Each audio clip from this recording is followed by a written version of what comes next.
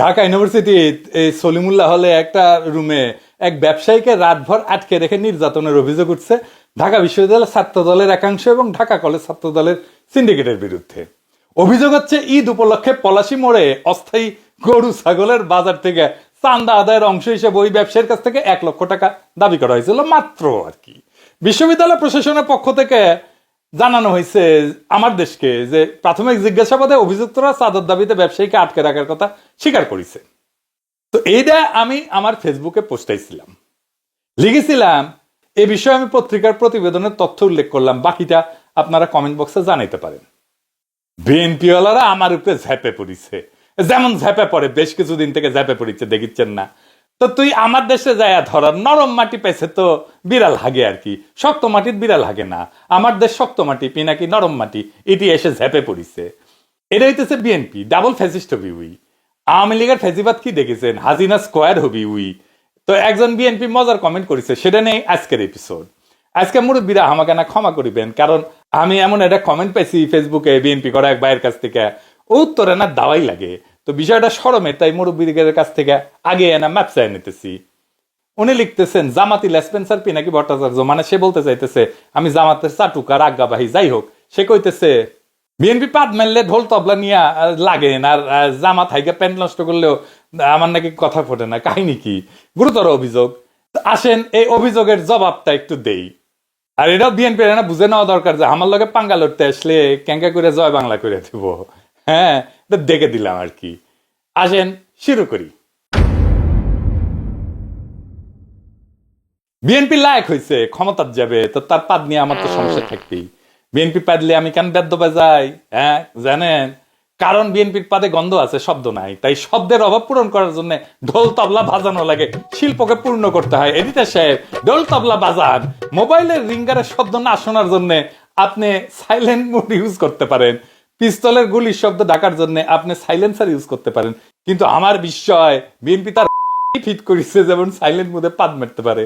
আমি অবাক হই কেন মির্জা ফখরুলের প্রিয় প্রথম আলো রিপোর্ট করে না দেশে আজও চলছে নিঃশব্দ পাদের রাজনীতি, অথবা বিএনপির প্রিয় ডেইলি স্টার হেডলাইন দিতেছে না whispers of wind, BNP's politics of silent fart. পাদের শব্দ আর গন্ধ উভয় থাকতে হয়।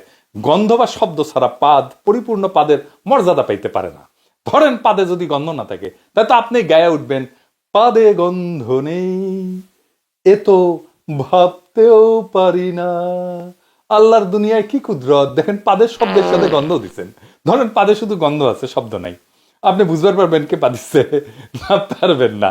আপনার থার্মাল স্ক্যানার বসানো লাগবে, মেলার টাকা খরচা করে কে পাদিছে এটা বের করার লাগে। এই যে ইনকা কইরা বুঝছাও, কেউ পাদবে আর আপনি স্ক্রিনে দেখবেন কে পাদিছে। শব্দ আর গন্ধ মিলে পাদের ফুল প্যাকেজ। তো বিএনপি তো ক্ষমতার যাবে, হাফ প্যাকেজ নিয়ে আসলে চলবে? পাবলিকে বলবে আপনি নকল পাদের নকল সরকার। অথর্ব জনগণ গান গাইবে বিএনপির প্রিয় রবীন্দ্রনাথ ঠাকুরের সুরে, ওরা পাদিতে জানে না দয়াময়। জামাত ক্ষমতা যাওয়ার মতো লায়ক হোক দেখমুনি, এখন জামাতের পিছে দেওয়ার মতো টাইম আমার নাই। ওরা লেদা বাচ্চা, নিজের পাদের শব্দে নিজেই ডরায়। 1971 একবার পাদি ছিল, সেই ডরে এখনো চমকায় চমকায় ওঠে। ওরা এখনো বুঝতে পারে না এটাই উৎকৃষ্ট সময় 71-এর ব্যাপারে জাতির সামনে একটা স্পষ্ট বক্তব্য হাজির করা। তাই ওরা এখনো বিএনপির ওই ভাইয়ের কথা মতো জামাত হাইগা প্যান্ট নষ্ট করে। লেদা বাচ্চা তো, তাই লেদা বাচ্চা জামাতের লগে দামরা পোলা বিএনপির তুলনা করছেন। আপনারা মনে করছেন যে আমি হুদাই পাদ নিয়ে এপিসোড বানাইছি। আমি এপিসোড বানাই রাজনীতির বিষয় নিয়ে, সিরিয়াস বিষয় নিয়ে, তাই বলে শেষ পর্যন্ত পাদ নিয়ে এপিসোড? জি না, পাদ একটা রাজনৈতিক বিষয়।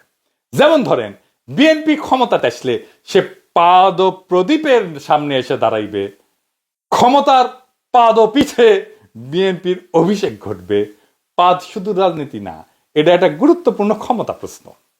কে কার চাইতে ক্ষমতাবান এটা বোঝার মাপকাঠি হইতেছে পাদ। শুনিছেন না বড় কর্তার পাদে গন্ধ নাই? তার মানে আপনার পাদে কত মানুষ গন্ধ পাইতেছে না, তত মানুষ আপনার ক্ষমতা বলয়ের অধীন। এটাই আপনার স্ফিয়ার অফ ইনফ্লুয়েন্স। আমি শেক্সপিয়ার হইলে লিখতাম a king's fart hath no scent only thunder. রাজার পাদে গন্ধ নাই, আছে শুধু গর্জন। ভোট আপনি ভয় দেখায় নিতে পারবেন, জাল ভোট দিতে পারবেন, ইঞ্জিনিয়ারিং করতে পারবেন, কিন্তু আপনারে বড় কর্তা ভাইবে আপনার পাদের দুর্গন্ধ সহ্য করার জন্য নিরেট ভালোবাসার আনুগত্য ছাড়া সম্ভব না। তাই পলিটিক্যাল ম্যান্ডেট নেওয়ার এটা খুব solid strong out of the box idea হইতে পারে কর্তার পাদের গন্ধ সহ্য করার মতো আনুগত্য। এইটারে সরকার গঠনের পদ্ধতি হিসেবে বিবেচনা করা যাইতে পারে। আশা করি প্রফেসর ইউনূসের ঐক্যমত কমিশন এই বিষয়টা নিয়ে ভাববেন। পলিটিক্যাল পার্টিগুলো কে কত দুর্গন্ধযুক্ত পাদের গন্ধ জনগণকে খাওয়াইতে পারে, এটাই তো আসলে ভোট। শেক্সপিয়ার হইলে লিখতেন, to fart or not to fart, that is the question.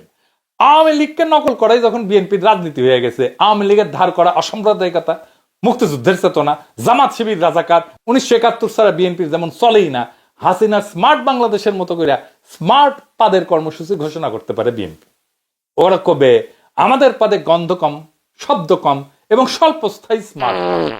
তখন মির্জা ফখরুল এসে বলবে, দেখেন আমাদের পাদ হাইব্রিড না, আমরা আদর্শবাদী পাদ মারি, এটা বায়োডিগ্রেডেবল, জনগণেরও সহ্য হয়, মিডিয়াও রিপোর্ট করে না। আমি যখন মেডিকেল কলেজে পড়ি তখন ছাত্র দলের ছেলেরা মিছিলের স্লোগান দিত, খতম করো বিদেশিবাদ, কায়েম করো জাতীয়তাবাদ। ওদের কে বুঝাবে জাতীয়তাবাদ, গণতন্ত্র এইসব ধারণা বিদেশি, কোনোটাই দেশি না। ওরা যদি কইতো পাদীয়তাবাদ, এটা খাঁটি দেশি হইতো। তার স্লোগান হইতে পারতো খতম করো বিদেশিবাদ, কায়েম করো পাদীয়তাবাদ, তাহলে কিন্তু জম্পেশ হইতো। বাংলাদেশের রাজনীতি কিন্তু মঞ্চ নাটকের মতো। ধরেন একটা মঞ্চ নাটক ভাবেন, একদিকে আওয়ামী লীগ পাদ ও প্রদীপের আলো থেকে দূরে সরে গেল, আর বিএনপি আসীন হইল ক্ষমতার পাদ। এই পাদ কিন্তু রাজনীতিতে ফেলে দেওয়ার মতো বিষয় না। 1781 সালে বিখ্যাত রাষ্ট্রচিন্তক বেঞ্জামিন ফ্র্যাঙ্কলিন উনি সিদ্ধান্ত নিলেন তিনি বিজ্ঞান চর্চায় গুরুত্বপূর্ণ বিষয় নিয়ে লিখবেন। কি জানেন সেটা? পাদ। তার প্রবন্ধের নাম ছিল to the royal academy of ফার্টিং। Benjamin Franklin রাজকীয় বিজ্ঞান একাডেমিকে উৎসাহ দিতে চাইছিলেন যেন তারা এমন কোন ওষুধ আবিষ্কার করে যা সাধারণ খাবারের সাথে মিশায় খাওয়া যাবে এবং তার শরীরের গ্যাস নির্গমনকে করে তুলবে সুগন্ধযুক্ত, পরিচ্ছন্ন সুগন্ধির মতো। অর্থাৎ এই মহান রাষ্ট্রনায়ক, লেখক, বিজ্ঞানী, আবিষ্কারক চাইছিলেন এমন একটা চিকিৎসা পদ্ধতি তৈরি হোক যাতে পাদেরও সুগন্ধ। আহারে, বেঞ্জামিন ফ্র্যাঙ্কলিনের আশা আজও পূরণ হয়নি, তার স্বপ্ন এখনো পূরণ হয় নাই। উনি বাংলাদেশে জন্মাইলে ওনার উত্তরসূরি বেঞ্জামিন ফ্র্যাঙ্কলিনের স্বপ্ন পূরণের জন্য আর একবার ফ্যাসিবাদ কায়েম করিতেন। পাদকে সুগন্ধময় করার স্বপ্ন। বাংলাদেশের রাজনৈতিক নেতাদের কাজই হইতেছে স্বপ্ন দেখা।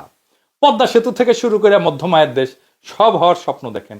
স্বপ্ন না দেখলে রাজনৈতিক নেতা হওয়া যায় না বাংলাদেশে। ওনারা স্বপ্নের কথা বলেন কিন্তু মাঝে মাঝে ওনাদের স্বপ্ন দোষও হয়, হইলেও সেটা ওনারা চাইপে যান। যেমন পাদের গন্ধ এবং শব্দ চাইপে যাইতে চান, পারেন না। স্বপ্ন দেখবেন, স্বপ্ন তো সব সেটা তো হয় না। বেঞ্জামিন ফ্র্যাঙ্কলিন হুদাহুদি এমন পাদ নিয়ে গবেষণার কথা বলেন নাই। বিএনপি একটা অপারেশন চালাইছিল খালেদা জিয়ার আমলে, আর্মিরে দিয়া। নাম ছিল operation clean heart. BNP cross ফায়ারে মারছিল তার দলের লোকদেরই, কারণ তারা কন্ট্রোল করতে পারতেছিল না তার দলের গুন্ডাদেরকে। এই অপারেশন ক্লিন হার্ট যারা চালাইছিল তারাই হইয়া ওঠে র্যাব। বেঞ্জামিন ফ্র্যাঙ্কলিনের পথ ধরে তারা নতুন অপারেশন চালাইতে পারে, অপারেশন ক্লিন ফার্ট। এর লক্ষ্য হবে যারা সুগন্ধযুক্ত পাদ দিতে পারে না তাদের ক্রস ফায়ারে দেওয়া। কারণ কি জানেন? কারণ ধর্মেও পাদের একটা বিশেষ উল্লেখ ছিল। সেন্ট অগাস্টিন উনি একজন বিশিষ্ট ধর্মতাত্ত্বিক এবং দার্শনিক ছিলেন। তিনি ছিলেন রোমান ক্যাথলিক চার্চের একজন পুরোহিত এবং অনেক পরে বিশপ হয়েছিলেন। তার প্রধান রচনাগুলোর মধ্যে দুইটা হচ্ছে কনফেশনস এবং সিটি অফ গড। আমরা যখন ওই সংস্কৃতি বিকাশ কেন্দ্রে লিয়াকত ভাইরাটি ওই দর্শন পড়িছিলাম না, তখন উনি সিটি অফ গড পড়াইছিলেন আমাদেরকে। এখনো যারা পড়েন ওইখানে চিন্তার ইতিহাস, তারা নিশ্চয়ই সিটি অফ গড পড়েন। তো ওই সিটি অফ গডে উনি বলছিলেন যে কিছু মানুষ আছে যারা শরীরকে এমনভাবে নিয়ন্ত্রণ করতে পারে, যারা সুরেলা এবং গন্ধহীন পাদ দিতে পারে। যদিও বিষয়টা হাস্যকর মনে হইতে পারে, কিন্তু সিটি অফ গডের মতো দর্শনের একটা খুব বেসিক বইয়েও পাদের উল্লেখ আছে। আমরা এটা নিয়ে যতই হাসাহাসি করি না কেন। মধ্যযুগে ফ্ল্যাটুলিস্ট বা প্রফেশনাল ফার্টার ছিল, মানে পেশাদার পাদদাতা, যারা রাজাদের আগমনে পায়দা পায়দা পারফর্ম করত। ওরা সম্ভবত গান গাইতো, আহা কি আনন্দ আকাশে বাতাসে, পেদে পেদে ফুটে ওঠে কত শোভা চারিপাশে, আহা কি আনন্দ আকাশে বাতাসে। ইনু জাতি ছিল একটা, এই আমাদের হাসানুল্লাহ কিন্তু না, এই কিউবেকে থাকতো হাজার হাজার বছর আগে। ইনুদের একটা পাদের দেবতা ছিল, ম্যাটসিউ কাপেউ নাম। হঠাৎ কোনো পাদের শব্দ শুনলে সবাই বুঝতে পারতো সম্ভবত কিছু বার্তা এসছে, ঐশী বার্তা। কিছু পেশাদার ফাটোলজিস্ট ছিল যারা এই পাদের ভাষার ব্যাখ্যা করত। পাদ নিয়ে একটা বই আছে কালে, প্রফেসর ভ্যালেরি অ্যালেনের on farting language and laughter in the Middle Ages. ওই বইয়ে দেখলাম যে 1300 থেকে 1400 শতাব্দীতে বাট ট্রাম্পের নামে একটা পারফরমেন্স ছিল, মানে দিয়া বাদ্য বাজানো। বিএনপির বুলু আছে না, উই তো বিএনপির মুখপাত্র আর সালাউদ্দিন সাহেব মুখপাত্র। কিছুদিন আগে বুলুর পারফরমেন্স দেখেছিলাম না, প্রফেসর ইউনুসের ধর্ম টর্ম নিয়ে কথা কইছিল। তো ওর একটা বাট ট্রাম্পেন যদি আমরা দেখতাম গিয়া যদি বাদ্য বাজাইতো তাহলে কি মজাটাই না হইতো। বিএনপির পাদে আমরা বাদ্য বাজাই, কিন্তু বিএনপির পাদগুলো কেমন তার একটা পাদ দেখাই। সালাউদ্দিন সাহেবের লেসপেন্সাররা এতই খেপিছে ইলিয়াস আর আমার উপরে জুতা মারিছে দেখেন।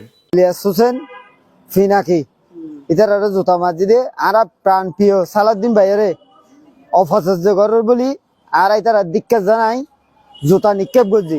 আমি জুতা মারছি যে আপনার সাংবাদিক ইলিয়াস হোসেন ও পিনাকি ভট্টাচার্যকে। ও আমাদের প্রিয় নেতা সালাউদ্দিন আহমেদকে নিয়ে মিথ্যা অপবাদ চালাচ্ছে, এরা দুজনেই। এর কারণে আমরা ওরা দুজনকে আমরা কি জুতা নিক্ষেপ করছি।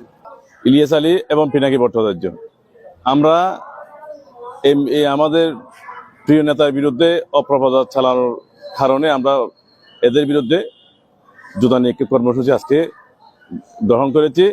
যদি এটা যে বন্ধ না হয়, অপপ্রচার যদি বন্ধ না হয়, ভবিষ্যতে আরো এর চেয়ে কঠোরতম আমরা আন্দোলন করতে বাধ্য হব। তো আওয়ামী লীগ কোনোদিন করেছে এটা? হ্যাঁ, করে নাই।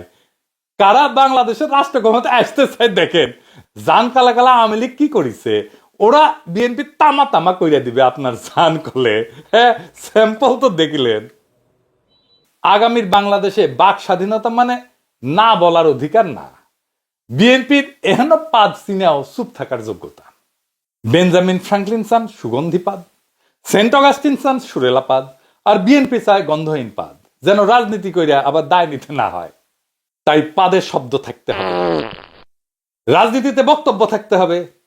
চুপ করে গন্ধ ছড়ানোটা গণতন্ত্রের অপমান করে। গাদা গাদা সংস্কার করতেছে প্রফেসর ইউনুসের সরকার, কিন্তু একটা ছোট আর গুরুত্বপূর্ণ সংস্কার করলে অনেক সমস্যা করলে মিটে যেত। তা হইতেছে নতুন একটা আইন। কি আইন? প্রত্যেকটা সংসদীয় বৈঠকের আগে পাদ দিয়ে নিতে হবে। পাদ দেওয়ার পরেই বক্তব্য দেওয়া যাবে, কারণ পাদ আগে ব্যয় হয়ে গেলে বক্তব্যের দুর্গন্ধ কম থাকবে। আমাকে অনেক কয় যে দাদা রাজনীতিতে আসবেন আপনি? আমি কই না ভাই, আমি আসবো না। কয় কেন আসবেন না? বাংলাদেশের রাজনীতি হইতেছে পাবলিক বাসে পাদ দেওয়ার মতো, কে দিল কেউ বলে না, সবাই টের পায়, কেউ স্বীকার করে না। সবচেয়ে বড় কথা, সেই বাসে বসা যায় না, দাঁড়ানো যায় না, শুধু নিঃশব্দে সহ্য করে যেতে হয় প্রজন্মের পর প্রজন্ম। যারা সহ্য করে তারাই হইতেছে আম জনতা, এই জনগণ। এপিসোডের শেষে বিএনপি কাটা বিনা পয়সায় স্ট্র্যাটেজি দিই। আপনারা জানেন আমি মেলা স্ট্র্যাটেজি দিছি, এমনকি হাসিনাকেও স্ট্র্যাটেজি দিছি। আমার স্ট্র্যাটেজি হলে ফুল প্রুফ, একদম বন্দুকের গুলি মিস হইতে পারে, আমার স্ট্র্যাটেজি কোনো মিস হবে না কখনো। বিএনপিকে একটা ফুল প্রুফ স্ট্র্যাটেজি দিব আজকে। বিএনপি তো মাঝে মাঝে ইন্ডিয়ার দিকে দৌড় মারে, আমার হাত ধরে তুমি নিয়ে চলো সখা, আমি তো পথ চিনি না, এই কোয়েসিক কর্মীরা মারে দৌড়। আবার আমাদের টেনে আনতে হয় বিএনপিকে। আমাদের আশঙ্কা ইন্ডিয়া আবার বিএনপির সাথে সেই সিস্টেম করে ফেলবে, আবার বিএনপি মারিবে দৌড়, যা সে আওয়ামী লীগের সাথে করেছিল, মানে ওয়াকারের সাথে করেছিল ইন্ডিয়া। কিন্তু আমার স্ট্র্যাটেজি ফলো করলে ইন্ডিয়ার সাথে, বিশেষ করে মোদী সরকারের সাথে ভালো সম্পর্ক হবে বিএনপির। বিএনপির সাথে ইন্ডিয়ার সম্পর্ক হবে, এতে আমাদের কোনো সমস্যা নাই। সমস্যা হইতেছে বাংলাদেশের রাজনৈতিক অর্থনৈতিক ক্ষতি হবে কিনা। সেই জন্যে আমার স্ট্র্যাটেজি ফলো করলে ইন্ডিয়ার সাথে, বিশেষ করে মোদী সরকারের সাথে বিএনপির সম্পর্ক ভালো হবে, কিন্তু বাংলাদেশকে কোনো রাজনৈতিক বা অর্থনৈতিক ছাড় দিতে হবে না। কি সেটা? বিএনপিকে একটা আইন পাশ করতে হবে, হাইগা না সুসলেও পাইদা গঙ্গা জল। শুধু মোদি খেয়াল, মোদির বাপ আইসা ওই সরকারকে সাপোর্ট করবি। বিএনপি কি এই গঙ্গা জলের স্ট্র্যাটেজি এবার নিবে?